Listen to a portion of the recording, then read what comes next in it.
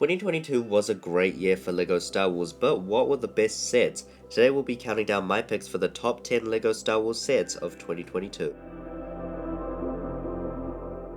Hey guys, so I don't know what else there is to say about this video. It's a top 10 list, it's pretty self-explanatory. There's the general disclaimers that are in every opinionated video for whatever reason. Basically, all of these are my opinions, so I mean, get used to that.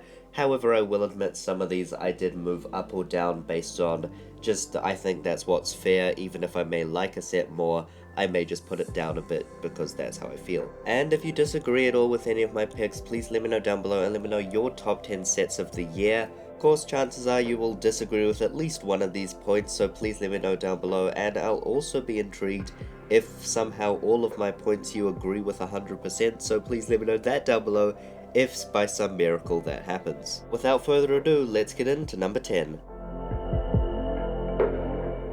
Boba Fett's throne room takes the number 10 spot on this list. I personally believe it should be higher as I do like the set.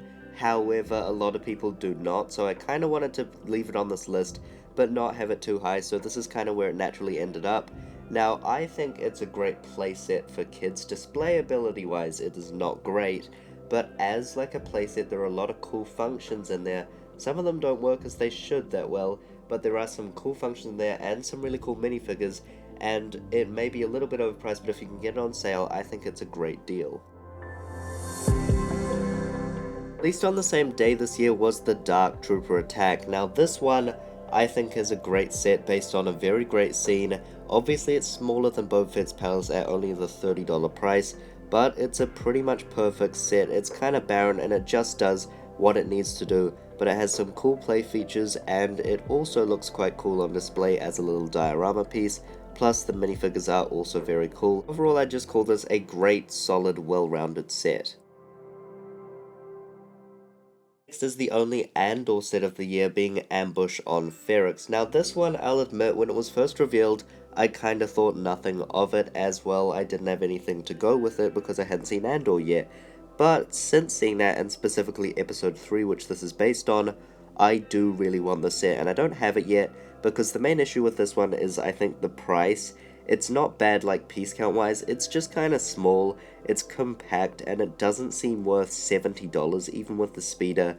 The minifigures are cool even though some are a bit basic, but they are accurate. I just think, you know, wait for this one on sale and then it would be cool, but kind of for the price, I think that there are just better sets out there, which is kind of a shame because it is a cool set. Obi-Wan's Jedi Starfighter is one of my favorite sets of this year. It kind of ended up here though, just because, well, there are some better ones admittedly. This one is just another small one, but I'd say it's the best like $35 set and under of this year. It's just a really solid set. Again, a few flaws, like for example, it's not as accurate with the slope down on the ship, but this did give us our first Kaminoan minifigure with Torn Way, and a solid minifigure selection overall. I always loved the Delta 7 ships, so this was a nice set, of course, for them to remake. So overall, I do really like this one. UCS Luke's Landspeeder gets a spot here. I think, overall, this got a lot of hate when it came out naturally. It's kind of a joke in the LEGO Star Wars community of how many times we get Luke's Landspeeder. This one, though, it was inevitable. It had to happen eventually. And it did happen, and I mean, it's, I guess, flawless. There aren't really any flaws with it, and it's just a cool looking set. Obviously the minifigures are really cool, especially that C-3PO, and overall I just think it deserves a spot here. It's definitely not my favorite set of the year, but it is a cool display set, and arguably one of the perfect sets of this year.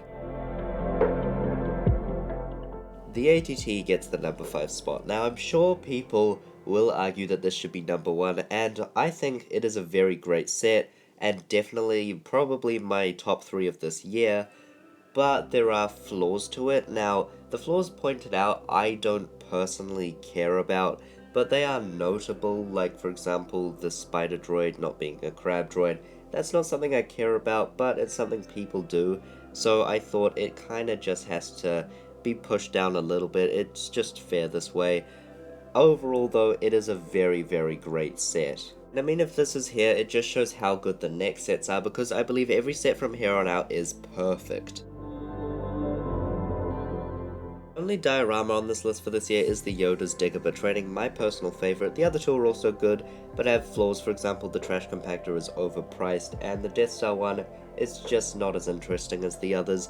This one, however, is very much perfect, got some great minifigures that will be desirable in a few years, plus it just looks very cool, and it's a different build for LEGO Star Wars, just something that pops on a LEGO Star Wars shelf that isn't a grey ship or a black ship or something like that. It's just a cool looking thing with some cool colors, and I really appreciate that about this set. When it came out of $80 was also very fair. It's since gone up to $90 with price increases, which, I mean, I'd say is a little less fair. It still has 1,000 pieces, but still, I'd say get this one on sale now, which is kind of a bit disappointing. That's now kind of the only major flaw of this set, but that was carried over to a lot of sets this year with the price increases. Top 3 now comes BD1, which, I mean, again, perfect set. As I've said, this one though is flawless. It's just a perfectly built set here with a new addition to the buildable droid line and a cool droid at that. BD1, our first Jedi Fallen Order set as well, which is great. Of course, the new game coming out next year, it's great timing, so overall great, as well as the little BD1 figurine, which also came in Mando's N1 Starfighter this year, is just a great little mold, and overall BD1 is just such a cool addition. Inquisitor Transport Scythe takes in the number 2 spot, and this is definitely the best playset of the year. With 4 excellent minifigures from the Obi-Wan Kenobi show, this set though is just pristine, precise, and beautiful. It is just a perfect representation of that set, and the ship, of course, and also the interior. It's just all around very, very well done, and I love how it looks as well. It's just a cool looking set, a cool functional set, cool minifigures. It's all around basically a 10 out of 10. Of course, there is one set this year that this simply cannot compete with, which made it the number 1 spot. It should be no surprise the best set of this year for LEGO Star Wars is the UCS Razor Crest. I'm sure that surprised no one, and it didn't even need to be that dramatic, but this set, I mean, again, it's flawless pretty much. Again, like tiny little things, but it just looks amazing, and it's massive and just so cool, so accurate as well.